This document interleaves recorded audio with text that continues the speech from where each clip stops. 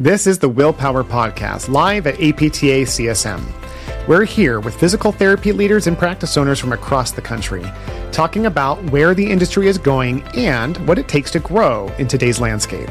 Today, I'm joined by Dan Kane of JAG Physical Therapy, discussing how leading with purpose, knowing your team's why, building genuine relationships, and investing in people first is the blueprint for growing a thriving PT culture from the inside out. Let's get into it. Welcome to Willpower. Let's start off with just a get-to-know-you set of rapid-fire questions. Where's somewhere in the world that you've been, that you loved, or somewhere you're excited to go one day?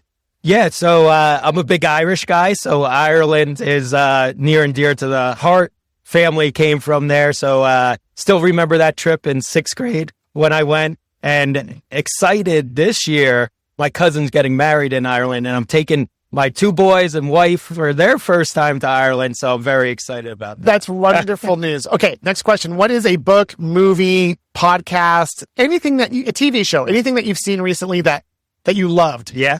Will Humphreys. Will Humphreys podcast? Thank you. That was unsolicited. Clint Pulver. I love it here. It's a book? Yeah, it's a book. I love it here. Yeah. Okay. Yeah, I love it here. Right, Mike? I love it here. Clint Pulver. So I actually give that book out to every new CD when they get promoted. Clinic director. Yep. And it's been inspirational. They all come back and I see it in action. But I met Clint at PPS in Dallas, I believe it was. And he was a fellow wrestler, had an inspirational story, and just a great presenter. So it was easy to fall in love with the book, fall in love with the topic. But it's all about making that culture in the clinic be inspirational and how you do it. I love that. Culture is a big part of our topic today as we're talking about personal purpose. And I'm very excited to get into that. Right now, before we get into that, one more get to know you question is going to be asked around your upbringing. Was there a parent or a grandparent that had a really loving and positive impact on you? And could you tell me what that was? Yeah. So I've been blessed. I've had many. I grew up living next to my grandparents. So my grandfather was very inspirational. You know, I'm the tail end of a millennial.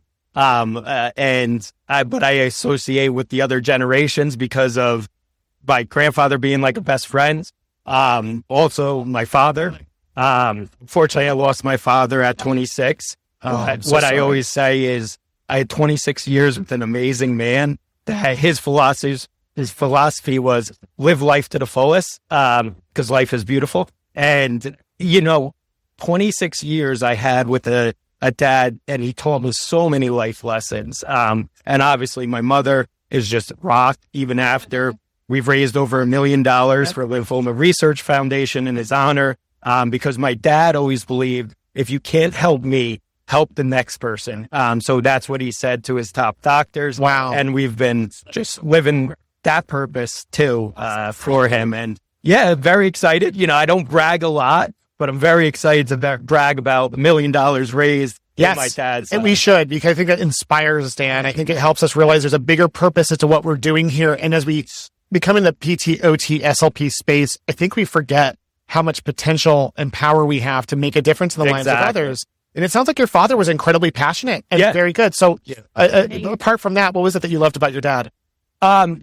He was great with names. So he was a coach, a physical education teacher. I remember being out in the community and he never missed someone's name. He knew what their family life was. He knew, that even as they grew up, his students, he would know their kids' names, follow them. We were a big wrestling family. He would follow their kids in sports. And I think it was just, to me, that's where, I'm just a social butterfly but the name is the most important thing to a person. And in my clinician treating every day, I never forget, retention is key to patients to get back the life they love, right? Yes. You need them to be coming into the clinic. And that's one of my passions and strengths is knowing everything about that patient, not just their physical ailments, but knowing their life story. Absolutely. And so it's been, I love it. I have a passion for treating, and it's because I love helping people. And and knowing their story and their why. So your dad taught you the importance of a name, which is a great start into the topic of purpose, because the individual, the human behind every name, has a purpose and a meaning in life. You are so passionate about helping people define their purpose. Why is that? Yeah. So, I think you need to know your team's why, what is their why? Where do they want to be in 5 years? Where do they want to be tomorrow? And, when you sit down with them and know, I'm talking personal, professional, even financially, I want to be able to help them in all those three phases. Yes. But you have to start with having a sit down like this and telling about stuff. So even when I have a new PT start, I go to that clinic and I get to know them. And I ask them the question, what is your why? What is your purpose? And, you build that bond, you learn about their kids. And it's, again, reflecting all the way back. You learn about their, like my dad did, right? We reflect back to my dad, what their kids play. Johnny's playing basketball this weekend. Oh, and then I follow up on Monday. How did Johnny do? Like, I'll text him. Yeah. I've been blessed with a great memory, and I attribute that to my second grade teacher, Mrs. Santelli. Every Friday, if you've memorized a poem and said it in front of the class, you would get extra credit. Well, what did it teach me?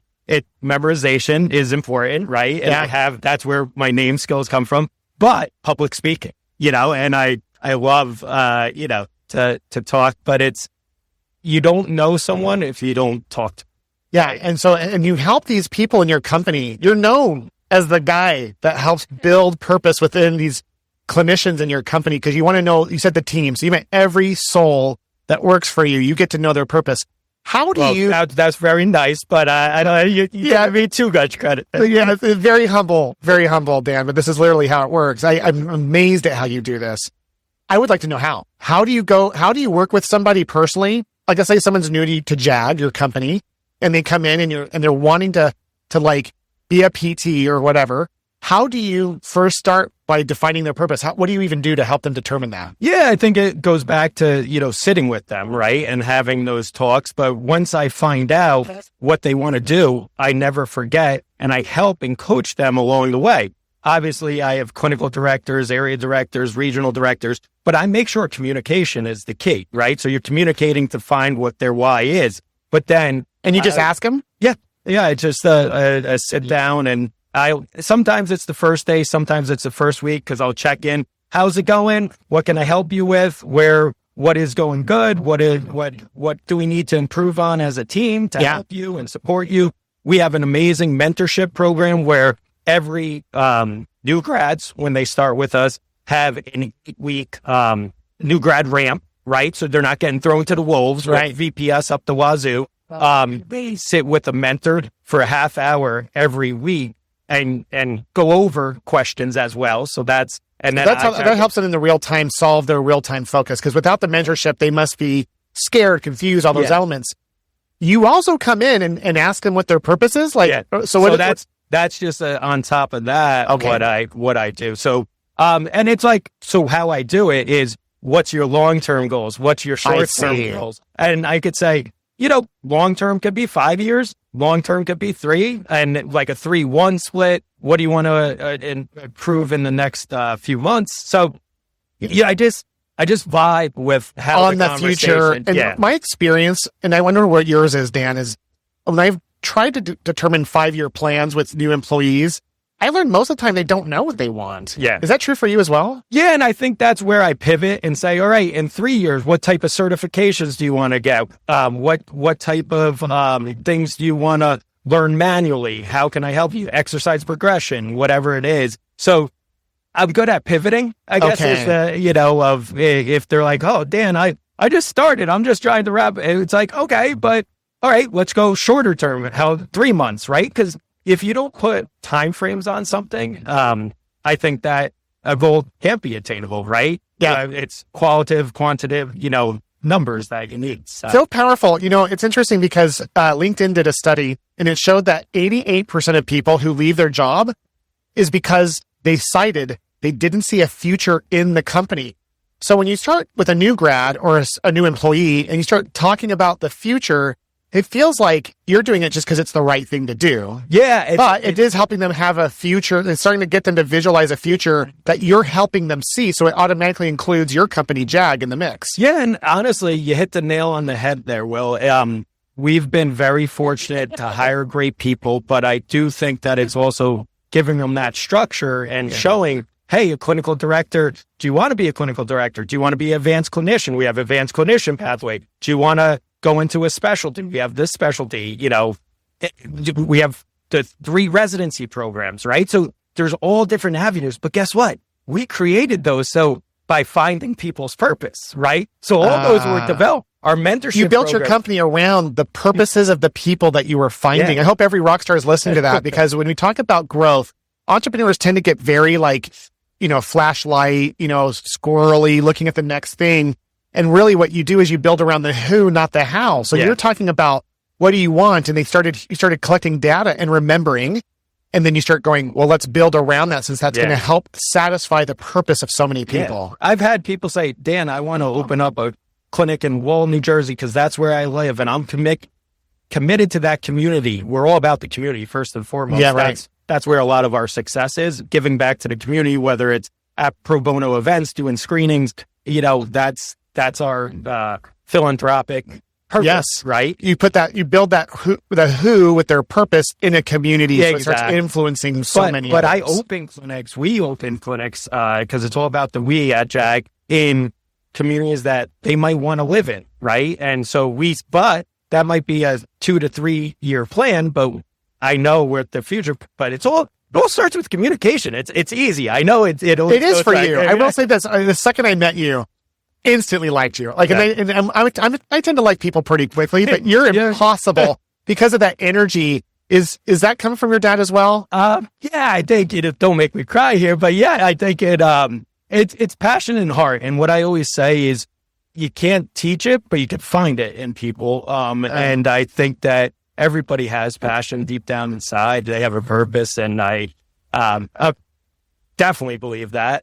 But it all starts with communication. It all starts with a strong communication. You even talk about remembering. I mean, these are very seemingly subtle, and for some, maybe even obvious, but who does it?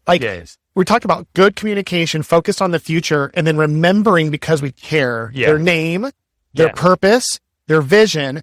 And then we talk about it on repeat. And then you throw in programs like your great mentorship program. You're not finding jobs for people. You're building a future, is what it sounds like. Why do you get so much energy from it, though? Dan, I'm curious. Personally, I can see you light up when you talk about oh, dude, this is how I get the purpose, and this is where we build around the collective. Yeah. But why do you care so much about that? Because, get back the life you love, right? That's our motto. We treat everybody like your mom, your dad, your mom, dad, grandfather, brother, sister, so that when you see people from treating go from A to B and get, specific to their goals, what do they want to do in life? And you see that successful. Well, guess what? We do that for the patients. Yeah. And it's the same thing, same mentality for our employees. And, we grew to 170. It wasn't planned. It's just we want to give opportunities to people, and it's all about 170 locations. But how many employees do you guys have? So we're over 2,000. I have over 600 therapists, full-time therapists. So it's a blessed. It's beautiful. It's fun every day. I still treat. That's the most important thing. We're a clinician-run company. Very important to me. And to John Gallucci, our CEO and founder, it's all about treating people like, again, family, and just giving opportunities. And I've been blessed. Thank you, John, to be in the position. But I want someone to be better than me. Yeah. My goal is, I have a few of my managing regional directors, my colleagues here. I want them to take my job. So if you train, I want everybody to be better than me. That's, I think, what a leader needs to do. I think they need to listen to their team. And it goes back to listening and getting that why at it. It's interesting because as someone who's never worked at JAG, and I'm from the Southwest. Okay. Right? I was so excited to get you guys on the show because of what I've heard from the community. And I want you to think about this. I think what inspires me as a PT practice owner is that I know what it's like to get started. I ended up getting to 4 and then 5 locations briefly. And I was part of a bigger company team when I sold. But ultimately, to be completely privately owned and to be at your size, for me, is so beautiful because it shows what's possible to this next generation of students who are coming in. And I don't think it's different than what you're talking about when it comes to like purpose and passion and support and growth and challenge. As you guys continue to grow, how have you been able to, the next question for me is because you guys are known for your retention. Yeah. How are you guys retaining when you have 2,000 employees? Like what would you say are some key elements to retain at scale at that kind of size? Yeah, I think it's structure and planning. I think we have supportive leadership. Like I said, we're in the clinics every day. We're still treating. There's relationships with all the leaders. Like I said, I know Mike's son, Michael. I know we were on a FaceTime last night with saying goodnight to Michael. Oh my gosh. So it's like Michael's another person from JAG who's here right now. Mike's one of my managing regionals that here, and his son is Michael. And then he knows that, Danny and Mason, my sons, soccer and baseball this weekend, so that's what it's all about. I'm amazed. I think what touches me is this, we started with family, at the beginning of this episode, and how when we think of family, there's family by birth and family by choice, how JAG has really become a family by choice where people have come and because they've been seen and heard and cared for, how they're able to see a future in it. And I want all the rock stars to really see this as a blueprint. It's all the same. I think if you're a small private practice owner and you're seeing this and you're feeling burned out, it's because you're not getting seen and heard. And I think that most PT owners, when they get to that burnout phase, they just want out. They want to sell. They want to leave. They just never want to deal with the headaches. But the real thing is it's not a headache. It's an opportunity. And when we learn to do what you're talking about, and I'm hoping they'll hear this from a place of learning of, it's okay, let's communicate. Let's build their futures and build around their futures. Yeah. That everything starts to grow and then profitability hits as a result of great people being developed. And that was the vision, if you want to talk about visions, John Gallucci and Rich Boudian, the founders of JAG, they honestly did not want to sell. They wanted to keep us all together. And this was their vision. The family connected. Keep the family, and give us the opportunity because and honestly, it's been a heck of a ride. It's been fun. We're not done yet. I'm not done growing. I want to be better every day. And like I said, I truly believe in making people better in the clinic and honestly, my colleagues. It reminds me of a good coach. Going back to your dad, it's so interesting how a good coach isn't about just making a team win. Yeah. It's about helping that individual become a better, successful leader in life. Yeah. And I think that you guys at JAG have such a strong presence in that way that it's known. We're at CSM right now. There's 15,000 people here. It's talk about inspiring though, Will, right? Coming to PPS, coming to CSM, it's like the future's bright and it's going to be beautiful because the energy of these students, it's great. It's fun. But we're in good place as a PT family. And as I always say, it's not about competitions, it's about helping everybody in the profession itself, right? You got into physical therapy because we wanted to help you, but we want to help each other. We're still all colleagues. At the end of the day, there's no competitors. We're here to help grow the movement of helping people end suffering. Move forward, right? Move forward. Yeah, Dan, I want to thank you for being one of the brightest, balls of light and energy I've ever had on the show, man. I want you to know you've been phenomenal. You're going to hate this because you don't do well with compliments, but you truly have been an inspiring, person to meet in our short time. It's one of the reasons I love podcasting because in a 30-minute period of time, I get to know you better than most people know people in hours. But even though I have you're pretty good at your job too. So I will tell you though, I get a sense, Dan, you connect like this wherever you are. So thank you for sharing this with my audience. It's going to be a hopeful, bright light for people who are in that stage of is the industry collapsing? No, it's brighter than ever. No, we're going strong. We've got great students, but we also have companies like JAG who have shown the way, who are pioneering things and rippling those positive effects across the industry. So thank you so much for being on this show, Dan. Thank you, Will. You're the best. Okay, sure. Love and appreciate all you guys. Rockstars, thank you so much for joining me with Dan here from JAG at CSM. We've had such a phenomenal time meeting some of the most industry leading, powerful individuals that we have had the privilege of meeting. So please, if you have any questions about JAG, if you'd like to meet Dan on any level, we'll put contact information in the show notes below. I encourage you to reach out if you feel any sort of desire to connect so that you will move forward, so that you will make that effort It's like you will also have that energy that Dan has. So as always, thank you for tuning in. Remember, lead with love and never give up. Until next time.